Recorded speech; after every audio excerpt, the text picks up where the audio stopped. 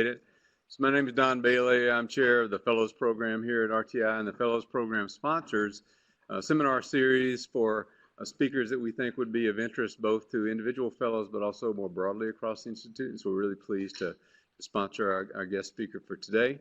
Just wanted to ask you to keep monitoring StaffNet for future presentations. We'll have a big distinguished lecture in April. And then this one hasn't been announced yet, but on May 23rd, Joe Palca, who is science correspondent with NPR, is going to be here doing a fellow seminar for us, and his title is on Science and News, a Marriage of Convenience. So it'll be real interesting to get his perspective. I've heard him give a mini talk on this before. He's really it's a great presentation that he does, and I think it'll be a nice follow-up to the presentation that we have here today. Just in terms of housekeeping, I just need to remind you that there are evaluation forms on your table, so please complete those before you leave and turn them in. There'll be a box or something at the back, or you could just leave them at the table. Also, for those of you who are watching online, there's actually now a link where you can grab the evaluation form and a way for you to return that to us, and we'd really appreciate it if you do that right away. It helps us continue to improve and evaluate the program.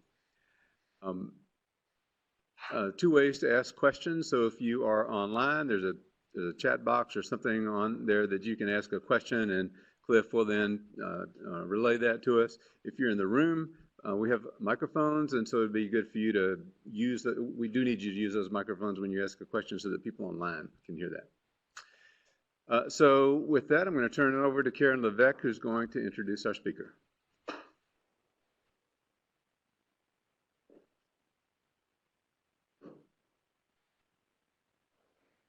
Hello. In the South, they often respond and say hello back, which I really like. It doesn't happen ever. Oh, I like it. So I am very pleased. I'm Karen Levesque in EWD, Education and Workforce Development, and I am very pleased to introduce Sara Goldrick-Rab, who is Professor of Educational Policy Studies and Sociology at the University of Wisconsin-Madison, although she'll be moving to Temple University in Philadelphia come this summer. Sara is also a senior scholar at the Wisconsin Center for the Advancement of Post-Secondary Education, along with many other affiliations.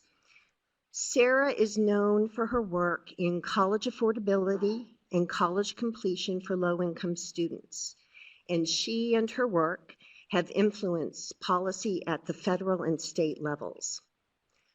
There are many of my colleagues in post-secondary studies and education surveys who know Sara's work well here in EWD at RTI and who have collaborated with her in different capacities.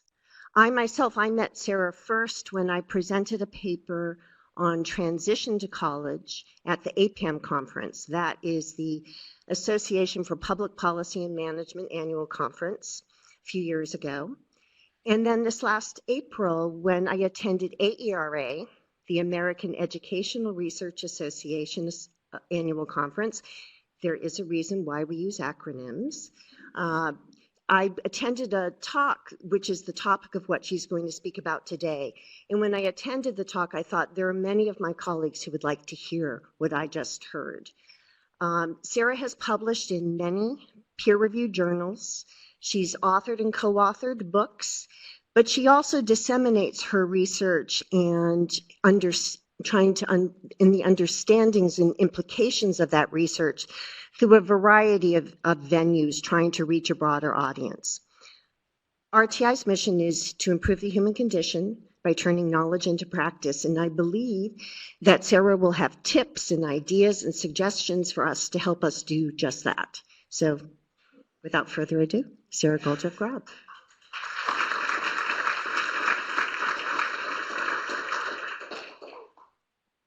Long walk up here. Well, thank you all so much for having me, and to the post-secondary group in particular, who I have collaborated with over a while now. This was a fun invitation to get. It was a little bit different. I do typically talk about college affordability and low-income students, but I have spent the last couple of years turning my attention to the question of what do we do with that work, and how do we make sense of it, and how do we make sure that it's getting to the people who actually really need to hear it. And this has become a pretty big question over the last several years, particularly for those of us sitting in public higher education, where our utility, let's be honest, has been questioned. Whether we're sitting in the so-called public version of the ivory tower, people wondering, what are we doing up there? Are we actually making a difference? Those questions have been leveled at us, but I actually think they've been leveled at researchers for quite a while. And so I have given some more attention to this topic, and what I'm going to talk with you about today is, frankly, based on my experience thus far, and it's designed to open your thinking on these possibilities as much as it is to tell you this is a set of best practices. In fact, I'm not actually making that claim. And as you will see, in a style that I am getting to be pretty known for, I'm just going to be straight up candid and tell you where I think stuff doesn't work. And where I would warn you to not do what I did, just to save you some pain. So one of the things that I do, for better or for worse, is tweet. So my Twitter handle is up there. I know there are a few of you who've tweeted at me already, so I know that there are a few Twitterers in the audience, if that's the right word for it. But there are a lot of folks out there that are interested in this topic, and I do find that if you engage on Twitter, including even with the talk, even though it can distract you, it can actually also deepen your experience. Because, for example, you can ask a question that I may get to later to be able to respond to, or that somebody else might jump in on. And I'm going to be talking about that as actually one of the strategies for making your work matter as I go through this a little bit. So I'm going to hold plenty of time for questions, just so you all know. So I'm going to walk through this now and then open that up. The most important thing, and the reason that this is at the center of the Prezi that I put together for you, the most important thing is you and your research.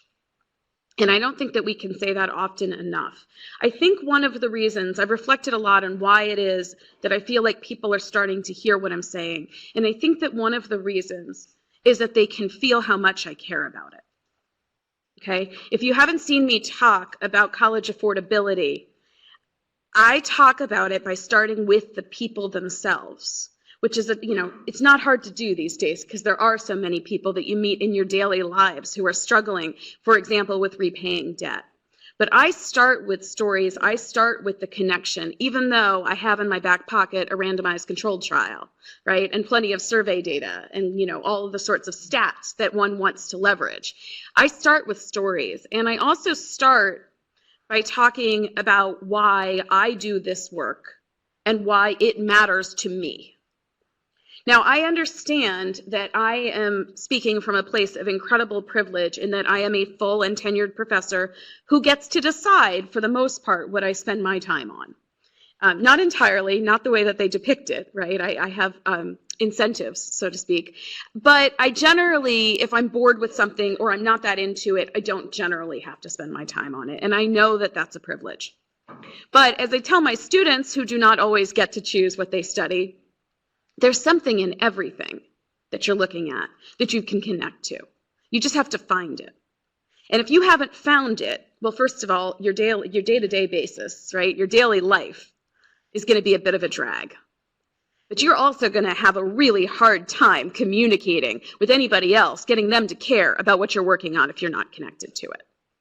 So while your organization has this overall mission of improving the human condition, you need, at a more local level for yourself, to find a way to connect with your work, okay? And you will, if you peel back the onion and you sit with it for a little while and you think about what matters to you in that work, I think you will surprise yourself. You'll find connections. I spent probably 7 years doing work on college affordability before I realized that one of my deepest connections to college affordability is the fact that my grandfather went to college on the GI Bill. I've heard that, right? I know it. He's still around and he talks about it. He's always told me that that's important. But I don't think I ever really understood until I was listening actually to another vet talk about his experience in college. I don't think I ever really realized how much I had internalized the importance of that federal program to my family. And now when I talk to other people, especially policymakers, about why it matters, I will often refer to my grandfather. It works. Okay? There are pieces of this as well that are strategic. And if you're talking to someone like Senator Tom Harkin, and you can talk about your granddad, he connects. Okay? I've even done strategic things that were also personally useful to me, like invite my grandfather to come with me when I testified before Congress. Okay? Now, it was great to have him there for moral support, but I also made sure he was sitting directly behind me, and that when I looked at the senators and I reminded them of their obligations to act on what I was talking about, I reminded them of folks like him who already knew what the benefits would be. Okay? So it begins there. It really does begin with you. It begins with what you value, and it begins with a sense of why you're doing what you're doing and what you're trying to accomplish. I wasn't saying I had the best strategy, the way forward. I was saying there's something that needs to be done here, and I'm going to get you some motivation to do it. So you have to identify the driving force behind your research, and you can ask yourself any number of questions to get to that. Why do we need to know the answer to something? Why is it important that we evaluate this program? Who cares, right? Somebody wants to know something. Why? Figure that out. And figure out also if for you it's a sort of personal pet project, why anybody else might care about it too. Try to take the stand of somebody else who's on the other side of the table, and you can even practice this. Right? You can try this out with your friend or your roommate. Try to convince them. Try to make the pitch for them that what you're spending your time on makes a difference. Okay? I think that's really important. And I already said that. All right. So let's talk about, so let's say that you are motivated and you do care, and that isn't the hurdle that you face, or that you've managed to overcome that issue. Next, you need to think about communication. So I hear a lot, especially of researchers and especially academics, being really worried about this outreach part as being somewhat artificial, that connecting to people feels a lot like advertising to them. And that isn't really what we do as scientists, right? In fact, if you're doing too much pitching, it feels like, you know, we're kind of putting inappropriate things around our work, or we're going to not be as unbiased as we were because we think somebody else ought to care. I think, frankly, that's nonsense, because I don't think there's a person out there who's doing anything who doesn't have some sort of motivation behind it. You can talk about things in balanced ways while still working to communicate what you've learned. That's completely possible. The thing about the communication is it isn't advertising, it is teaching.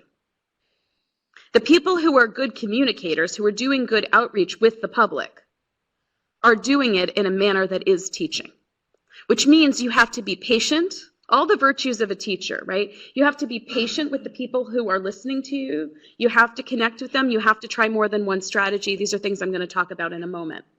This also applies when you work with the media, right? So think of the media as an intermediary between you, your research, and the broader public.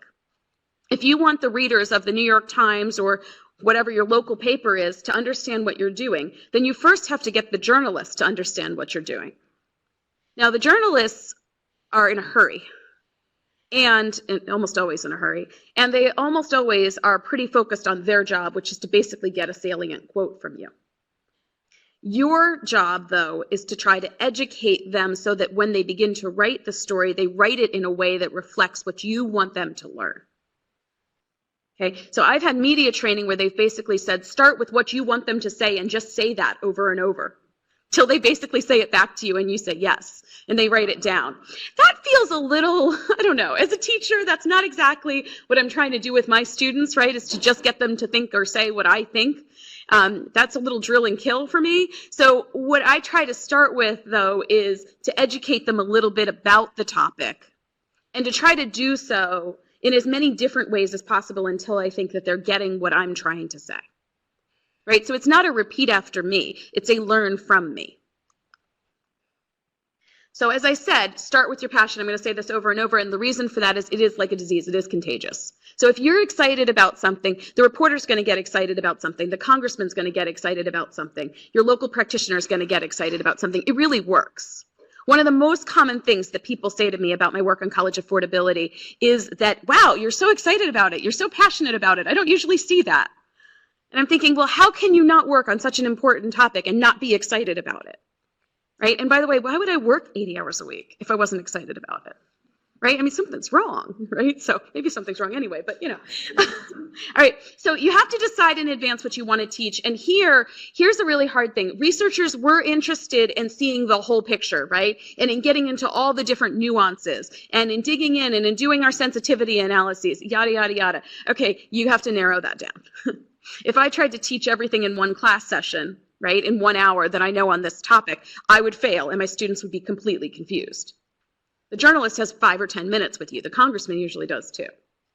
So you have to really narrow down what your lesson is for them. And then you have to think about how you're going to communicate your lesson. And you can prioritize. So you can think, this is the most important thing I want you to take away. Maybe it's that this thing's effective, it seems like, from our estimates, right? And then don't go further than that. Don't go too much like, this is the p-value, and, you know, and this is how sure I am, and maybe if we ran it this way, and okay, no. If you're still wondering, by the way, about what you learned, then you probably aren't ready to be communicating about it. Okay, I think the vast majority of poor communication that happens is because you're not sure yet what you want to say. So you really shouldn't be with another person until you know what you want to say. So there are a couple of different ways to think about how to teach what your lessons are to the public. So one way, and I kind of classified these kind of the way that we think about them in teaching, one way is sort of a lecture. Right? Now, an op-ed is kind of like a lecture because it's just there, right? I get up there, I say my piece, or I write down my thing, and then it sits there and you read it, and you don't really get to interact with it other than to read it and maybe write something on the online comments. Although I suspect you're not very many of you are online commenters. Good for you. So op-eds are great. I'll talk a little bit about how to place them. They have limited utility. I think they reach a certain kind of audience that tends to read these things. Don't underestimate blogs, although I used to run a blog of my own. I created something with my husband, I don't know, around 2007. I remember now. We created the blog actually because we wanted something to do together when we had a new child. And you can't go out and do anything when you have a kid. So you have to sit around your house and do something together. So we did a blog. It says something about both of us. So we made this Education Optimist blog, and it was on its own platform, right? It was on Blogger. And so what that meant was that, like, initially nobody's reading it because nobody even knows it's there because it's like sitting over here, right? Just by itself. So we do attract readers to it. And I think, you know, before Twitter, and neither one of us were on Twitter at that point, I think that, like, at best, we were getting about 100 people a day reading it. So that's great if 100, you know, if everything I think for a day, 100 people look at it, you know, but they better be the right people or we're not getting very far. The good news is that things have advanced now, and there's this new platform called Medium. I'm not paid by Medium, but I'm going to tell you I think it's pretty awesome. Because I immediately, as soon as Medium opened up, I switched over to Medium, and the cool thing about Medium is there's lots of blogs on Medium, and Medium recommends your blogs to other people. Right? So it's a lot easier to start to get people to read about your stuff if it's on Medium. And it's just a really super simple blogging platform. It's just not difficult to do, and you can highlight things and you can comment on them. And if you go on there, you'll see that, like, the presidential candidates are even using Medium right now just to tell the public what they think. So blogs are good. But as we know, even in a setting like this, you probably would actually learn more if you were in a discussion with somebody.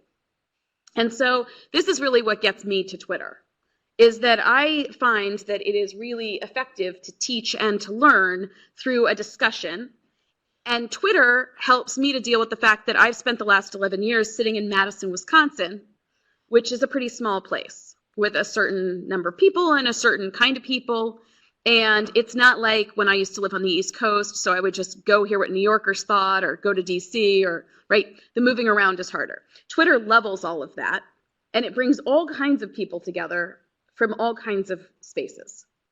And so if I'm doing work, so some of my new work is on higher education, but on the issue of food insecurity in higher education. The really fun part about talking about this work on Twitter is that people who work on food insecurity outside of higher ed who I don't know see that and connect with me on it. And then I can learn things from them. So if I go on there and I start talking about my recent paper, right, I can find other sorts of people. I can also work across hierarchies. So it's both a blessing and a curse on Twitter that anybody can be there and you won't necessarily even know who they are. They might be an egg, just this little shape if you don't put a profile picture up. Sometimes they're students. Sometimes they're press. Sometimes the press usually identify themselves. They're supposed to. Sometimes they're your university administrator. Sometimes they're your colleagues, right? Sometimes they're in a different country. They're all kinds of different folks. And so you can have a much more wide-ranging discussion, and you never know. I've been consistently surprised over the last couple of years how many phone calls I'll get or how many emails I'll get that say, I saw you said this on Twitter and I want to follow up with you about it. And it's like a potential funder, right? Which is the best kind of email. Or sometimes it is a congressional staffer who says, I saw you were talking about this and now we're working on this bill and I would love to chat with you about it. Or frankly, it's somebody I've really angered.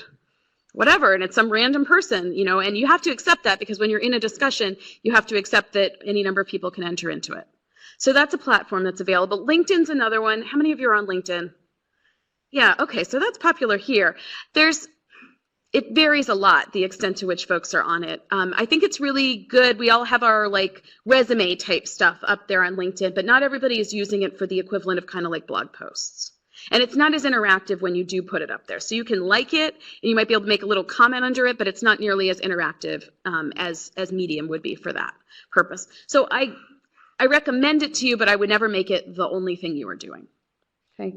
And then another way to talk about your work, of course, is to do it through sort of what I would call demonstration, which is to really walk through the details and maybe even engage people in those details, and that's conferences.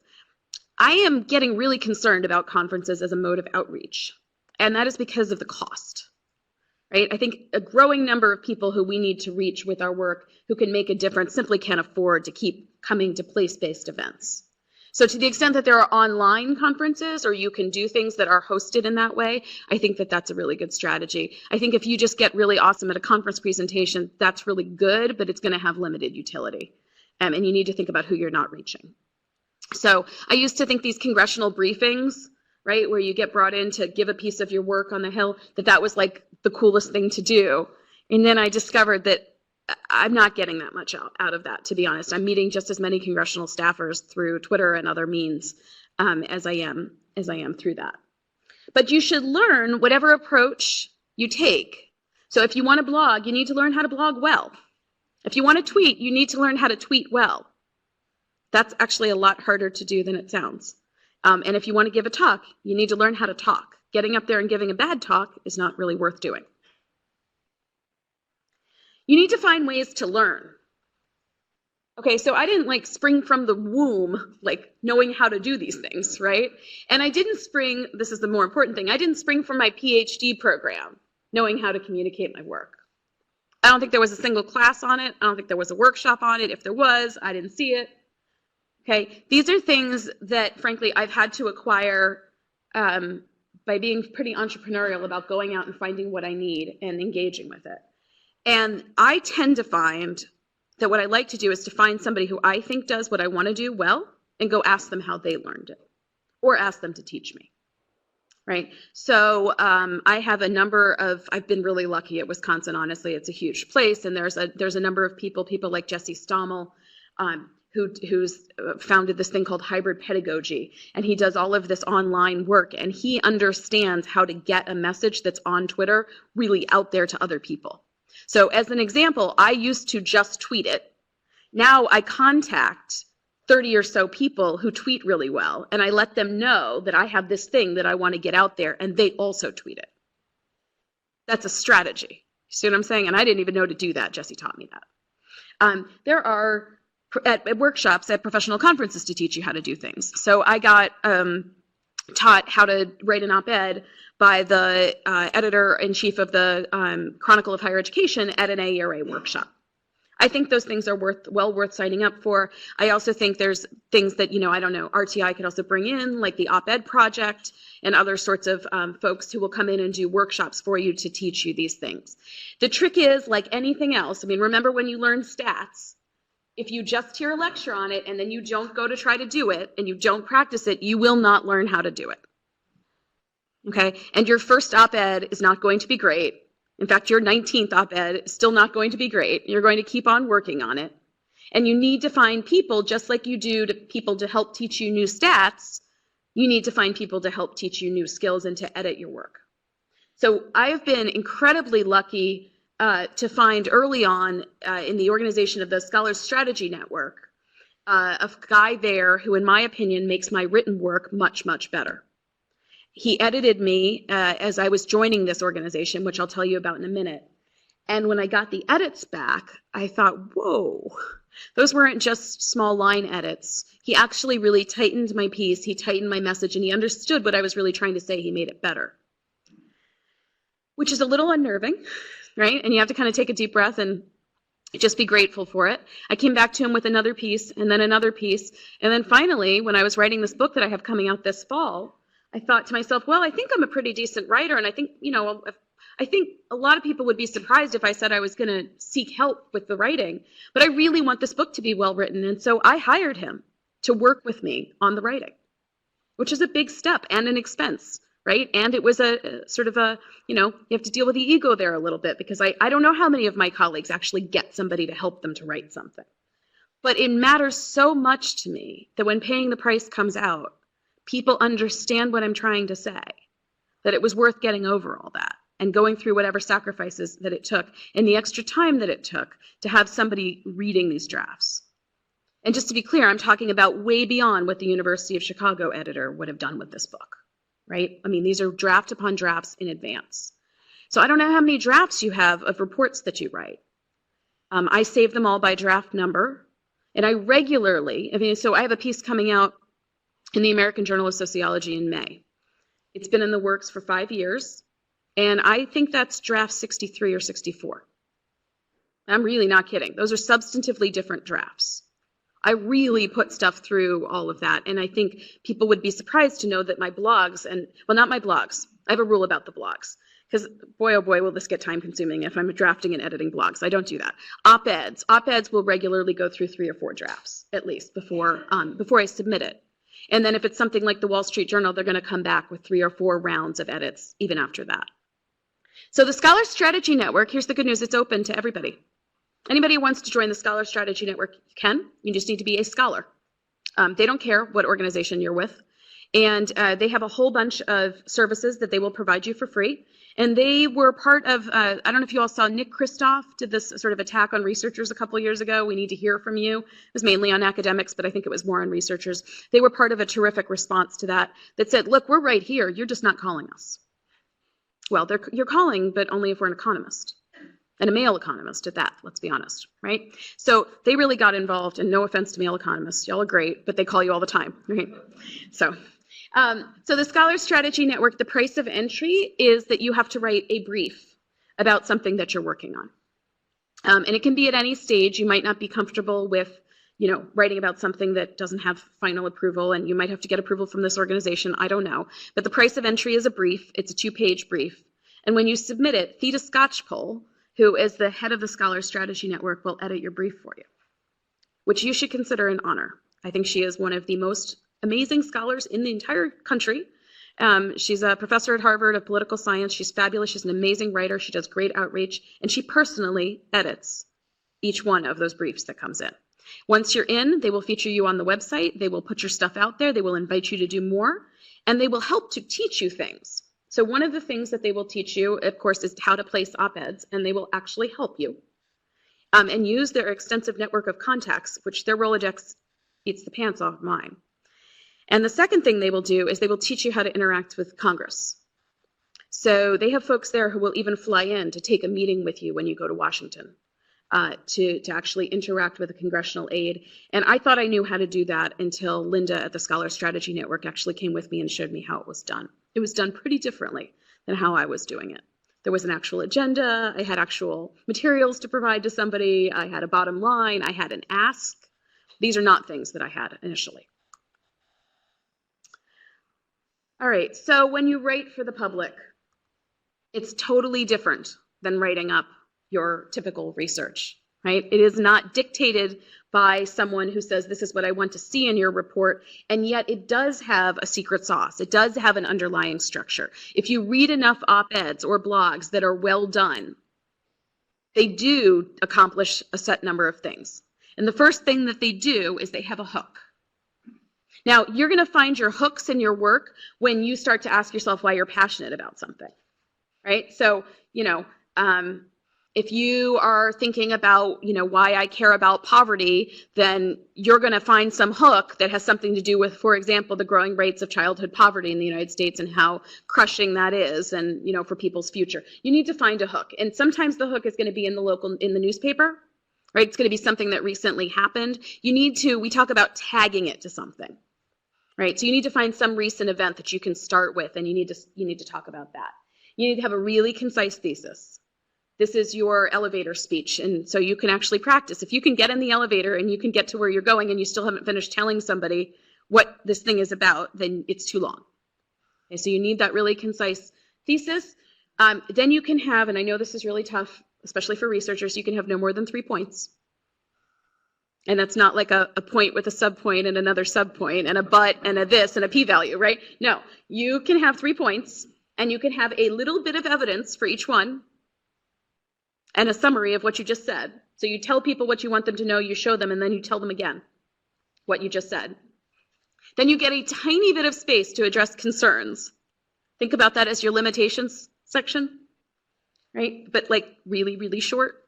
Just to let everybody know that you don't think you did the most important, most perfect piece of work in the world, and then you sum up. And that's it, and you're over and done. To be honest, you need to be able to do this in about 500 words or less. Some places will give you 800 words, but not usually. And if you could learn to start to write about your work in 500 words or less, then you're starting to get ready. You also need to be able to talk about your work in 140 characters if you want to do it on Twitter. 140 characters, in my view, is actually plenty. The trick is that you have to know in a nut what your work is about. And I think the reason people struggle and try to write essentially books on Twitter, which is a tweet part 1 of 10, part 2 of 10, part 3 of 10, part 4 of 10, is because they really aren't sure what they want to say. Okay, so boil it down. The one I'm most proud of that we have up there as an example, which I still can't believe happened, is I got my first New York Times op-ed last December. I waited a long time for that. Now, my family's from New York, and so, that means that I'm now an adult, that I have published a New York Times op-ed. I finally did something valuable. But I waited a really long time, and I have to tell you, I waited for the single most important piece of work that, like, in my mind, it was so indisputable that it had to be said in the New York Times. It couldn't go anywhere else. It wouldn't do it justice. And I wrote about hunger and homelessness in college. And I saved that moment, right? I saved that work for that particular opportunity. And I think that's the other important thing, because it might surprise you to know that when I came back, so they liked what I wrote and they said, do you have other stuff? And I said, yeah, I have a few other things. You can't just keep going. I'm not allowed to be published in the New York Times again for 6 more months. Okay, so there are rules, and so you really have to think about your strategy. You also, by the way, don't want to spend your time getting rejected. You don't have time for that, right? So you want to think about the appropriate pitch. You want to think about whether this is a local paper issue. Inside Higher Ed is not, great paper, but not that hard to get published in. So if you can work on a place like Inside Higher Ed and then you hold, your Washington Post one for your really important work, that's also a good strategy. Okay. Some things not to do. And I had to learn these things, some of them more so than others. So the first thing is you can't just jump into details, especially wonky details. We all have wonky details in our work, okay? Even sample size is a bit of a wonky detail. You can hold back on that a little bit so that you don't stick the person in the first paragraph, frankly, with numbers of almost any kind, unless they're like a stat, like the percentage of people with horrible crushing student loan debt, that sort of thing. They can seem to handle those kind of numbers. Be careful with that. Don't get all inside baseball with your friends. Now, this is really hard for me. I always want to address in my blogs and my op-eds the discussions that I'm having with the people who most matter to me, right? So I want to be able to say, do you remember how in that paper so-and-so said this and that, right? And that's the real conversation that I want to be having, is I didn't like what you said over there, and I want to have some back and forth on that. Yeah, but the most people don't care. right? That's really a conversation between like 3 people. And so you really need to ask yourself, like, are there more than 3 people who would care about this issue? Does anybody have any idea that, that's what that paragraph's addressed at? And I literally do now go through every line of something that I've written and say, would anybody care about that? Would anybody care about that? If I'm not sure, I'll ask somebody else, do you actually care? The answer is usually no. I have no idea what you're talking about. Okay. So you don't want to lose sight of why we should care. You don't want to forget your argument. It's pretty easy. You can actually read a lot of people's really bad blogs. By the 4th paragraph, it's not even clear what they're arguing anymore. They just have like wandered into some other territory where they wanted to talk about some other thing by the time they got there. You have to go back. You have to cut all that out, cut out the extraneous stuff and save it for something else. And you can't go on and on and on. So there is, like I said, there is a word limit, there is a page limit, you have to put a period at the end of it. The other thing is, in all of this work where you're connecting with the public, this is not your place to show how cool and smart you are. This is your place to show how caring, compassionate, thoughtful, and clear you are. Okay? That's how people learn to care about your research, is because you were clear with them about what mattered. They actually find it very off-putting, right? The public finds it very off-putting and resents people who are just showing them how smart they are. Especially if you're going to write for a place like USA Today, or any of these more generalist places. You really have to make that part really clear. Okay. These are 3 just pieces of advice. Number 1, get humble. You don't know what you're doing. As you start doing it, you're going to get knocked down a lot of times. I'm starting to find that the more red ink on the page, I actually really feel really grateful for it now. You have to remember, just like in graduate school, that we edit you because we care. Right? It's not that you suck. It's that somebody bothered to take the red ink to your page. Right? If they really didn't care, then they just skimmed through it and said, that's great. Okay? Get an editor. Get more than 1 editor. I'm changing universities right now, and in the process of that, I really, really realized that one of the things I'm going to miss the most about Wisconsin is that they've taken editing seriously. I have real editors for my grant proposals, right? I have real editors for a whole variety of things, and Temple doesn't have that yet. So it was one of my first questions is, how am I going to get an editor? Who's going to pay for it? And why isn't everybody here being edited? Right? Because we're all kind of wordy. So we all kind of need that. And then to take it seriously as a task. This isn't the tag on. I think many researchers treat this outreach part as the tag on at the end of the thing, right? So you write the proposal and here's what we're going to do and here's the scientific plan and here's all the methodology and here's the data collection. Oh, and we're going to disseminate.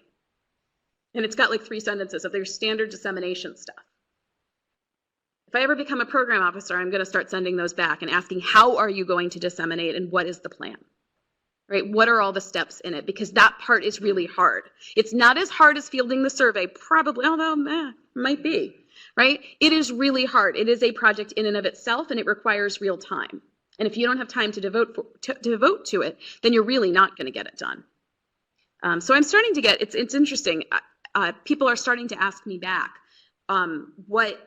so I just got a query from one of the potential funders, and they said, so what kind of dissemination, since we've seen you do a bunch of kinds, what kind are you going to do on this one? Like, are we going to get a Hope Lab working paper? Are you going to blog on it? Will you tweet about it?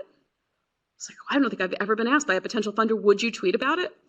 Right? So I think that they are kind of learning now that there are a variety of ways to do this. Okay, so social media. Number 1 hint, if you have a thin skin, and I have to admit that mine's still getting thicker by the day, it's not the place for you. It's actually a pretty scary place. And it's scary because it really is social. There really are other people, and they really do disagree with you, and they do bite.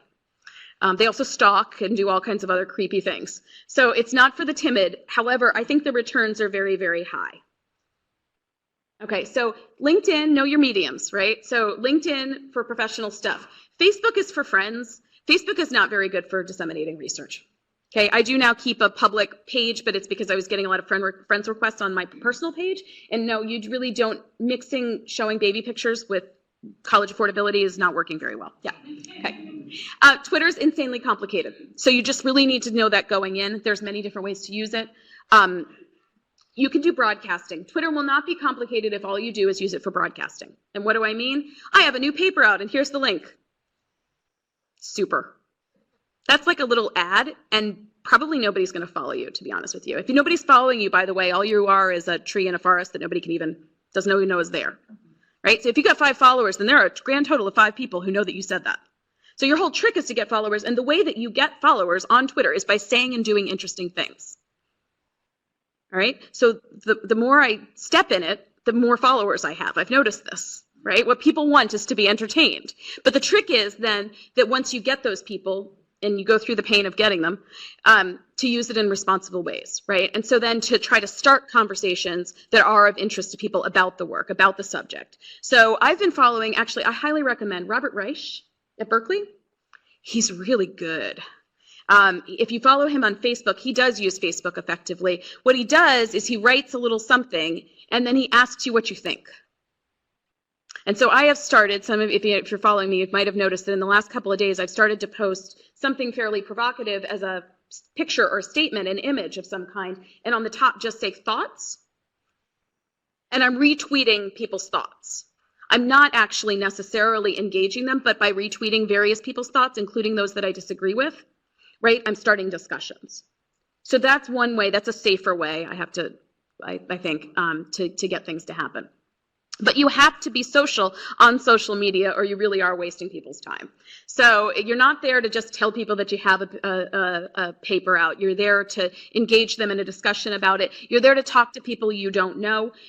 You can find research funders, you can find research partners, you can find all kinds of folks on Twitter.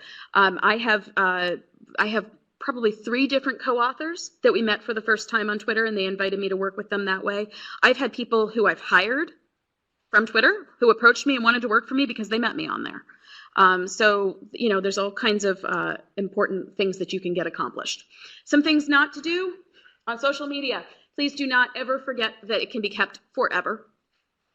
Forever and ever and ever and ever and ever. Okay, that's really, really true, and it's really, really hard. I actually just last night signed up for something called Cyberdust, which I have never used before, but Mark Cuban made it because he's tired of how forever everything is. So I just discovered that on Cyberdust, if you send a message to somebody else and they read it, it then disappears. It's gone forever, instantly. It's wiped off the face of the earth, apparently, according to Mark anyway. I don't know if that's true or not. And I don't know what happens if you try to screenshot it. Okay, but you just need to know that people will, and so some of you may know that I had a bit of a rough year last year, and it's because of something that I said on June 1st on a tweet that was then used on July 4th or 5th against me when I had completely forgotten about it, and it was probably 5,000 tweets ago, right? So you can literally just get things just archived and dragged up. I recommend not getting personal with somebody that you don't know in person, because as I said before, you don't know who they are. And there are folks out there who are hiding behind other aliases and in other ways, and you just don't know. Make rules for yourself about when you tweet. Tweeting after a glass of wine is a bad idea. I don't know how this organization feels about Twitter, about opinions being represented and all of that sort of thing. You need to know the rules of the road. You need to know if you need to have a little statement on your Twitter bio that says that you do not represent RTI. You need to know all of that in advance. But then I really think that you need to keep working at it. Because even when I have endured days where I wish that I had never met this medium called Twitter, I have come back to it again and again because I think that the benefits greatly outweigh the costs, especially when it comes to my research, which has been forever changed. You also need to learn how to talk. And that's, I think, something that we have a hard time teaching students how to do, how to communicate. I don't read a lot on how to talk. It sounds really funny. I like Amy Cuddy, if you know her stuff. She does the posing. People love, as I said, a passionate speaker. They also love somebody who looks at people when they talk. It might be a hard one. I'll tell you, the other reason that it's good to learn how to talk is radio is apparently still playing a pretty big role in the dissemination of research, and also, by the way, in the sale of books. I was surprised to learn that the #1 thing that we're supposed to do when we sell books is to get on the radio. If you've ever sat there and listened to a drive time show and heard somebody sounding kind of tired, and droll and distant, this person doesn't know how to do radio. If you're asked to do radio, the first thing you need to do is stand up.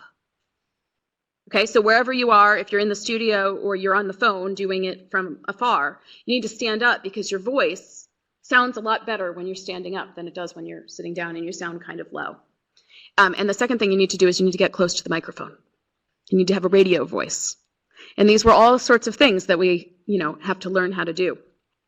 Because there's really nothing more boring than hearing somebody that you can barely understand talk about research. I mean, it's just deadly. So practice in front of the mirror and get somebody to film you and all this. I'll tell you, I've invested time in a variety of arenas. I'm terrible on television and I still don't know what I'm doing. And the problem is because if I describe a randomized controlled trial, then my eyebrows look funny about something and I give away that I really wasn't sure about that part and they could see me. That's the problem with radio. Okay. So connecting. You need to figure out who you want to do this with. You don't need to connect to all of these kinds of people, especially on every single topic, right? You'll have something that you want to get out there. You need to figure out who really needs to hear it, not just what they need to hear, but who. And these are all different kinds of folks, right? Policymakers think and talk quite differently than, say, the advocates for a given school program or something like that. If you're going to talk to parents or high school students, you know that you're going to do that in a very different way than you are to congressional staff. I had to learn the difference between talking to a congresswoman and talking to a staff member of a congresswoman. I now aim at the undergrad level with congressional staff in terms of content, which I thought I would be talking more to a graduate student level, right, who had deeper content knowledge. Turns out congressional staff turn over all the time, so you actually might go to a briefing on community colleges and be asked, what is a community college? That's a scary thought and true. So you have to be ready for those sorts of things. I make lots of lists of who I need to talk to about any given report. I develop a list in advance. I strategize and prioritize who I need to connect to about it.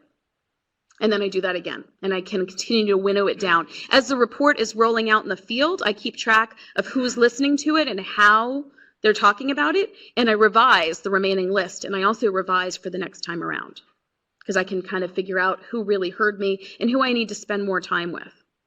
I will tell you, one little advantage that I've got is that my sister's a journalist. Okay, and so I'm very accustomed, and my grandmother was a writer of regular books, nonfiction, but for a regular audience. And she always told me that sociology was the statement of the obvious. And my sister basically always told me that wasn't so interesting. And so she's actually here in Charlotte now. She works for Charlotte Magazine. But she gave me a tip a while ago. I said, I'm spending all this time talking to the media, and it's really... it's a lot. I have to say, people say that academics are disrespectful about people's time and getting back to them. Journalists are too. We get canceled on and all this sort of thing. She said what you really want are a couple of really deep relationships with a set of journalists. You want them to really trust you, and you want to become the voice of God. Which I was like, I do? I think that's kind of interesting. What does that mean? And so she said, you want your perspective to become their perspective. When they think about a story, you want them to be thinking about it the way you would have. And you only do that, again, by teaching them, by showing them a lot of courtesy, by spending the time with them on the phone, so that you just become a repeat source, but you also just become the way they think about your area. And I've taken the time to do that, and it seems to be working pretty well. I have seen stories written recently by people who didn't interview me for the current story, but I totally could have written that story. It's worked out great. Yeah, it sounds a little manipulative, but let's just call it effective communication. Okay, and I didn't have to hire a firm to do that. So. Don't be afraid to do the things. I say this to graduate students as well. When you're learning to do research, don't be afraid to ask somebody, what's the coolest data command that you could figure out to do something better, how to loop or whatever. You need to do the same thing in this case. You need to ask people for introductions. You have to remember, though, that some of the things that I'm talking about here are kept on pretty closely guarded Rolodexes, right? So no, I can't just introduce you to Claudio Sanchez because you think you need to be on NPR. Right? Because then Claudio's not going to talk to me anymore because I'm giving him, I opened up his email address to other people. But you can ask for introductions, and you should be fine with getting no's occasionally. Whenever you need to, though, you should try to get to somebody. You should approach assistants whenever possible. This is true in life, right? Assistants actually really know how to get on the calendar, and you should get to know assistants. You should always be genuine. Let me be very clear. I don't want to be the voice of God for somebody because I feel the need to see Sara Goldrick-Rab printed in the newspaper. Okay? I feel the need to see them talk about America's undergraduates like the courageous and hardworking people that they are, rather than calling them lazy and talking about climbing walls and, talking about college affordability like it's a simple solution of just cutting college presidents' pay.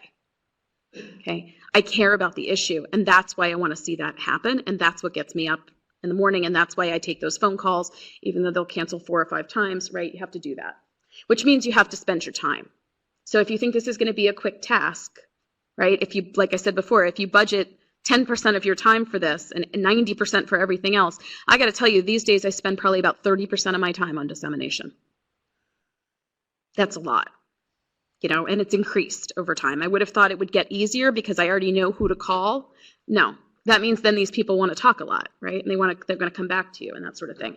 The good news is that I think that if you help, so I have had a lot of requests recently for like junior colleagues who have books out. They've said, will you help me to get to this person? And I've done that. I've then found that they have somebody in their network that they will help me get to. And I think that that's almost always true, and you should just remember that here. So I'm going to stop there and go ahead and take some questions. Yes. Oh, is there a microphone? Okay. Oh, right. We have folks somewhere else online, which is great.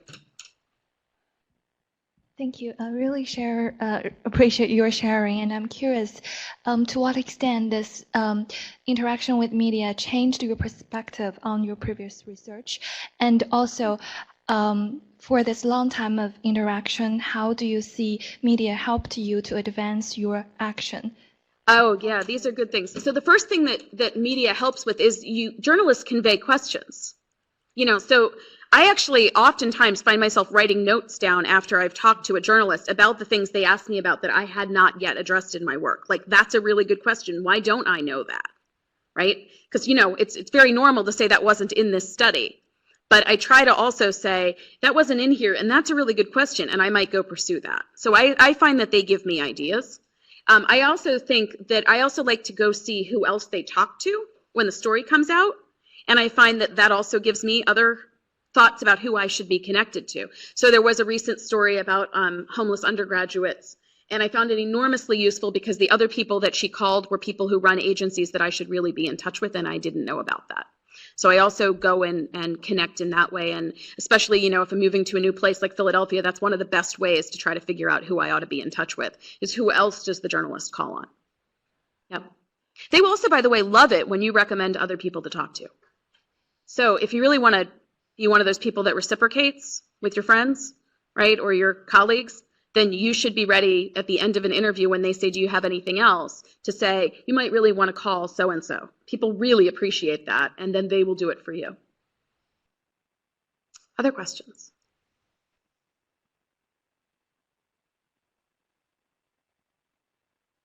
Question and a comment. I'll start with the question first. How much time do you think to really be effective and engaging on social media should a researcher spend, and how much time do you spend on this? These things are really hard to estimate. I realized this last night. I was sitting on the plane to come here, right? I actually sat on 2 different planes to come here. And I realized that it might look to somebody like, yeah, she was on for like 2 hours last night. Man, she has nothing else to do. Well, I was sitting there waiting for the plane to take off. I'm basically in lockdown, right? I can't do anything else. I guess I could have looked at a magazine. And so it occurred to me that I might have a hobby or something, like reading a magazine, or I guess if my knitting had been with me, but I don't take that on airplanes, right? So I fill time with social media. I got to be clear. I don't set aside time. I fill time. So the question about how much time should you, it doesn't have to be that much if you are very strategic about when you are on. There are times of the day that are high traffic times for social media, especially for Twitter. And if you tweet for a while, there are a couple of apps, unfortunately I'm not thinking of them off the top of my head, but there are a couple of apps that will tell you what your best time of day is. I think one of them is called Think Up. And I quickly learned that my best time of day in Central Time was 8 p.m., on Eastern Time was 9 p.m. Meaning people are really responsive to me at that hour. So if I would just get on at that time, I am pretty sure that like 90% of what I accomplish in social media is accomplished at that time. But I also will just, if I'm bored standing somewhere or walking, I engage, right? And so I would say I have days where I engage for less than 10 minutes, and I have days where I'm stuck on the tarmac that I probably do spend more than a couple of hours. You know, and it's in lieu of something else. I also have to say that it's a little hard, just like it is in academia generally, when we account for our time. Some of the things that I look at are about my research, right? Some of the things I look at these days are about politics, right? Some of the things I look at these days are about parenting. So it would be hard for me to actually parse and say how much of those 2 hours were actually spent on research topics. Does that make sense? It's too much of a flow for that kind of thing. Yeah. Oh, an online question. Great. What proportion of your op-eds are invited versus sent over the transom? Has that ratio changed over time? Well, yes, it has changed over time because they know who I am, and they won't invite it if they don't know you. But I would say it's still probably close to 80% are uninvited. Very few of my op-eds are invited. While they have increased, it used to be like none, and now it's like 1 or 2. So, yeah, I mean, out of the last year, the only big, so Wall Street Journal invited 1, and Crane's invited 1. No, they're not very many. But there's one, actually, let me talk about one outlet that always writes and says, do you want to write something, just generally? And that is The Conversation. Has anybody seen The Conversation? I don't really understand it still, I have to admit, but they like research. That's what they like to have written about. And they want your research written about in an unopinionated way. In fact, I had a problem because I didn't understand that, and I wrote about it about my opinion, and then they sent it back and said, no, we just want like a balanced overview in plain language of what your research actually says. So that is actually a very nice outlet. They don't pay, but hardly anybody does. And if you learn to write their style, they do seem to invite back again and again. I hardly ever say yes to them, though, because I don't have time. So, yeah. You have a Facebook page that's personal and one that's more Public. for your professional work. Mm-hmm. As far as Twitter, how do you ever post personal things? Do you only do research? How do you manage Yeah, it's that? a really good question, and I struggled with it. On Twitter, I am just me. And the reason is actually because there's a couple of things. On Facebook, you don't have to have followers to be read, right? People can just drop in and see you. On Twitter, you won't be read if you don't have followers. And so I decided that I didn't want to maintain different accounts, that I would have to work to get followers on all of them, right? I would just have it. And 90% of the time, there's a really blurry line here anyway. I'm a scholar activist, so I don't know if I would be switching back and forth. I do know people, though, who totally segregate their stuff. I know one guy with 15 Twitter accounts. I mean, it can get crazy. I don't know how he does this. I will say this. I run the Wisconsin Hope Lab. The Wisconsin Hope Lab has its own Twitter account. And for a while, I was the voice of it. And then I decided, no, that's not a good idea, because I forgot to switch once. So I tasked that out. So somebody else handles it, and that's more, it's frankly much more of a broadcasty kind of account. They do engage in some dialogue, but they mainly just tell people what we're up to and invite people to come to things.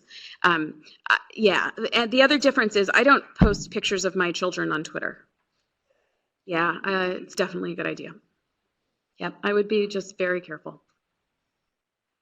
You had a question right here, right? Yeah. I did have a question. It's actually very similar to that one, and I think I just want to build off that a little bit, because I feel as though this may be difficult for you to answer because you do have a personal profile on Twitter, and the fact that Twitter doesn't allow you to link accounts, so you need to, if you set up 15, you need 15 emails and all that.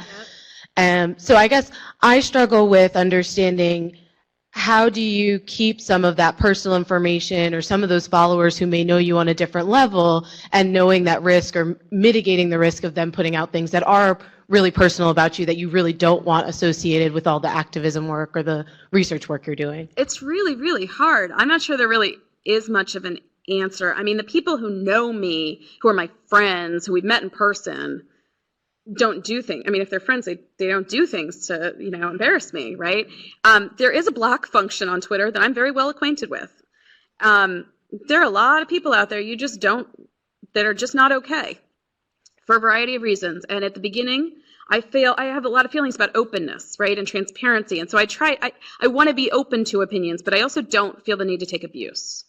And so you have to find your line with that block function. I have also discovered there are a lot of women academics who are taking a lot of nonsense, and they have their own block lists, and you can subscribe to each other's block lists. So when I started to take a certain kind of heat, I found another friend who took the same thing, and I just employed her block list, and I blocked all those people. There's 4,000 people. They can tweet at me, but I won't hear them. Now, it's still not, other people can still hear them, which is a problem. But at the same time, there's also a price to, I mean, this is the price that you pay for having a number of people. And, you know, Diane Ravitch and other folks, Melissa Harris Perry and I were in the same place a couple weeks ago, and listening to her talk about this, I do not have problems compared to what she's got, right? So everything's relative. And if you if you learn some lessons, I mean, part of this is it's the Wild West, right? Part of this is I've learned the hard way by not having anybody to hold my hand as I did this. If you can watch some other folks and learn lessons from that, then you won't run into it in the same way. The problem is we just never know what the next thing is, right? So I'll tell you one that was in a real gray area. I retweeted a student who was talking about another student. Now, I didn't know the other guy was a student, so I didn't know it was a student-on-student situation, and I really didn't understand how not nice the thing was the guy was saying. I just sometimes will retweet my followers. It's like a nice thing. It's like a helping hand. Well, then it was the professor who, right, retweeted the mean thing that the other one student said about another. Seriously? Right, so that was like a complaint to the dean's office. Now, the good news is the dean's office didn't do anything about it. And that's the other part, is you need to know, I mean, really, if you haven't had this conversation at RTI, you need to have this conversation about standing behind your employees and what the rules are so that people know what the deal is. Right, and there's a couple of folks, Eric Rollman has written really beautifully about this, about the price that universities need to pay for having public intellectuals, which is that you have to support them. You can't just say, we want you to do outreach, and then not have people's back when they do outreach and something goes wrong. That's a very real thing. And that could be off Twitter, frankly. That could be that you spoke to a legislative staff member that somebody else was already speaking to, and you just didn't mean to cross, paths there, but you did. And it was an accident, but you want to make sure you're not going to get in trouble for that because you're just trying to do this outreach.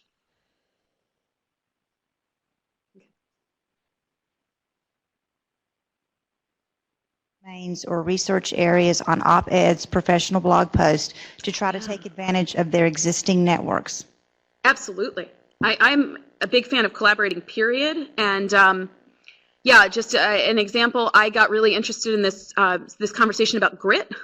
That's pretty hot right now. And I critiqued a piece that was out there, and then I found out that one of the prominent social psychologists would be willing to partner on an op-ed because he actually agreed with me, and so we did that together.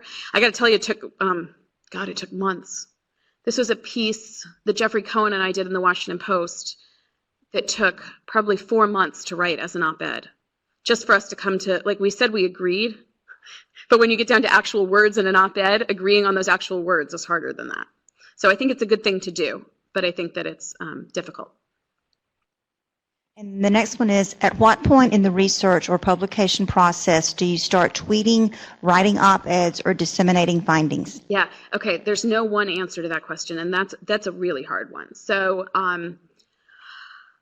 the first thing is I would never talk about something as high stakes as like an experiment and intervention's effects until I had a full paper that at least we had put online in some fashion. I mean, partly because I want to give somebody the link, right? So if I just start saying the effect sizes are the following, and I have no link to show you something, then that's not going to work very well because I'm going to take too many questions. So similar, I would say generally by the time I go to a conference, right, to present something, that's the stage at which I'm pretty comfortable with it being tweeted. There are some interesting conferences now that are asking people not to tweet the work being presented because it's being workshopped in some fashion. I have concerns about that. But I'll give you another example. I'm currently doing a study, a qualitative study, interviewing homeless students. And I have decided that occasionally I will tweet an excerpt, right, a statement from one of those interviews. partly because I don't think that does any harm to the work itself, partly because it's sharing their voices, partly because I'm trying to keep a research conversation going about this. And I don't think it would compromise in any way their confidentiality or anything like that. I don't necessarily need to show you where that quote is in a full paper, so it seems to me like a reasonable way to do it.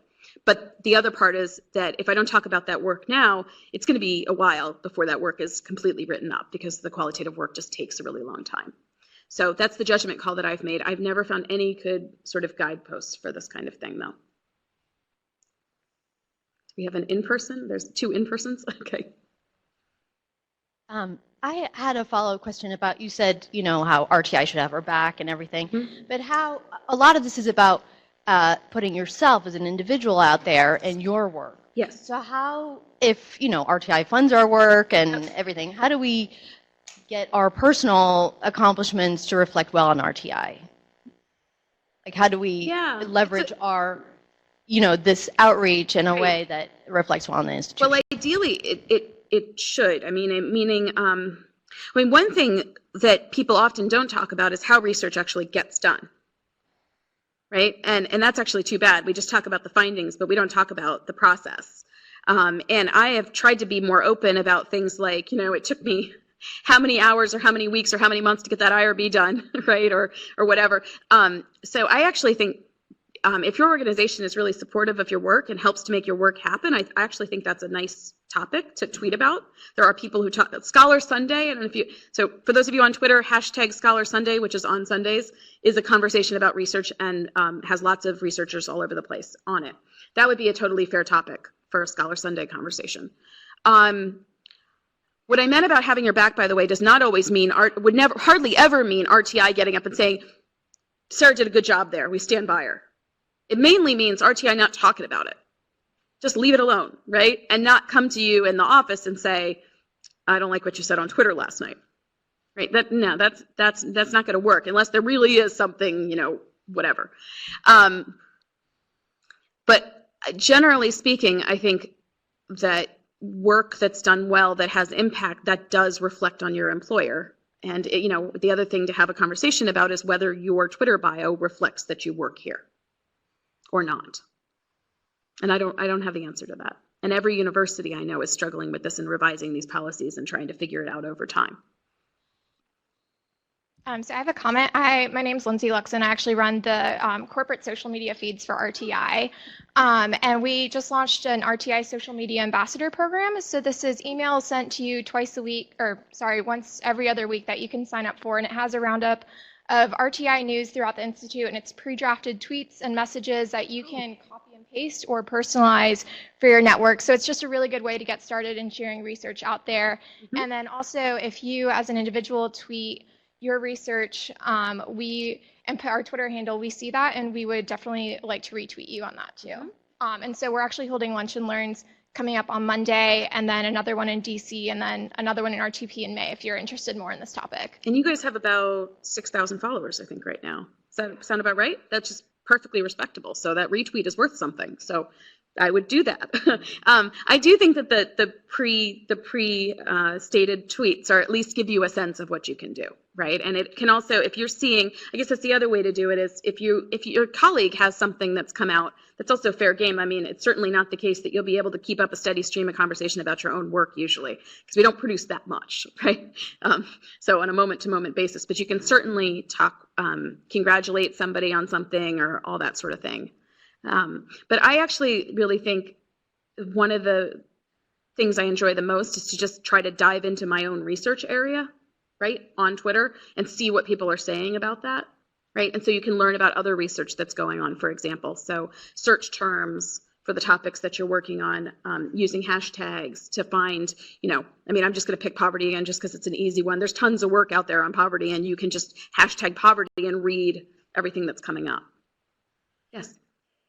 I wonder if you had any thoughts on partisanship and how that plays a role in, you know, whether you have different strategies or choose different forums for trying to disseminate your research based on which side you're trying to reach. Yeah, I would say yes, but I would say it's even more nuanced than that. I mean, ideally, you need to know who you're talking to, right? Not all the Republicans are the same, not all the Democrats are the same. That's actually really well exhibited these days, right? So I do my best to try to learn about somebody before I go, especially if it's going to be something like an in-person meeting, right? I mean, do your homework on the individual, if at all possible. Certainly, I think most of us are working on topics that you could couch in different ways, right? Some people, I don't walk in and start talking about the importance of closing, inequality, leveling inequality with everybody, right? Sometimes I walk in and start talking about efficiency. That's just an example. So I think that you do have to think about your messages. Now, you should never communicate, this is one line that I draw, you do not communicate a message in a way that you would not stand by or you would disagree with, right? It doesn't upset me that I could talk about my work in terms of efficiency terms, even though I think it's a neoliberal, I will say a neoliberal framework, which is a word, by the way, that if I tweet, I get in a lot of trouble for saying. There's like people who watch me say the word neoliberal just because they think it's a ridiculous term and just tweet at me about it. But it is a neoliberal framework, right? And so am I willing to leverage it in order to get something done? Sure. Am I not as comfortable with it as I am talking about, the importance of leveling inequality? Sure. It's just what you do in messaging. Sure.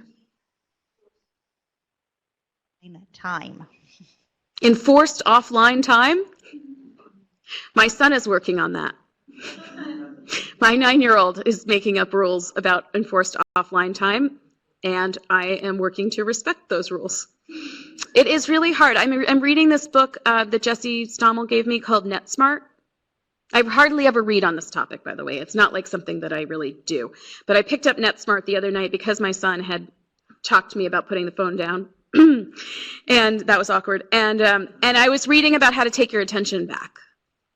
And I actually really I think this is a really interesting topic about how our brains work. And Twitter Twitter moves very quickly. And I seem to do very well with that because I multitask very well, and in there is research on the people who can't multitask well and make a mess and people who can. And I think I'm in the group that can, but it means that things move too quickly in my head sometimes. And especially if I'm on Twitter right before I'm trying to go to sleep, it makes it really hard. And there is research that shows that that's a really bad thing to be doing. So then you're lying awake going, why am I awake? Well, because I was on Twitter, right? So I am working on those things. And I have a feeling if you check back in with me in 4 or 5 years, I might have mastered at least a little tiny bit of it. I like the NetSmart thing talks about it in terms of mindfulness. So that the first trick is just to notice that you're doing it. And then there's the stopping doing it thing that I'm working on. Yeah. Talked a little bit about this with the community of collaborators. I think you said Scholar Sunday, and how you have also established some networks through Twitter. But have you found that Twitter and platforms like it have influenced the trajectory of your line of research? Like some intersections maybe that you wouldn't have come across otherwise? Absolutely. I mean, I'll give you just, I do a lot of work on social class. I don't do a lot of work on race ethnicity. I've been pushed a lot on Twitter in that direction. And it's something that I've been deeply wanting to do. And so I actually have like pages of notes of things that people have tweeted at me to say like, consider this, right? Have you ever thought of that? I also will get like a pushback, right? Just sort of some set of regular questions. When I talk about free college on Twitter, I always get this pushback about HBCUs. I've got this whole list on that, right? That's just an example. I mean, when I have a graduate student who, I'm a very different human being now, thanks to him. He's become a really big part of my life. I met him on Twitter. He saw how I engaged, and he thought this is somebody that I want to be around and I want to support and I want to learn from, right? There's all kinds of twists and turns. It's the same thing with your entire social network in person, right? You know that one new person who could be hired here could change your life.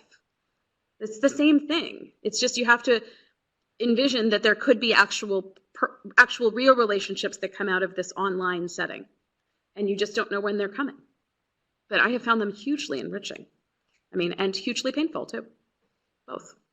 I mean, really, truly, I really want to say that this stuff is not, don't take this lightly. I think it's a really serious part of life, and it's a part of life. I spent most of last summer on a summer vacation with my children, reeling from my mistweet, which ruined our vacation. And I will probably remember that for the rest of my life. And it was really, really, truly awful. But it was also something that I really, really learned from. Not that I'm doing it all perfectly now, but I'm trying. Yeah. I think, are we good for more questions, or are we out of time? We're out of time. Okay. Sure. Let's give her another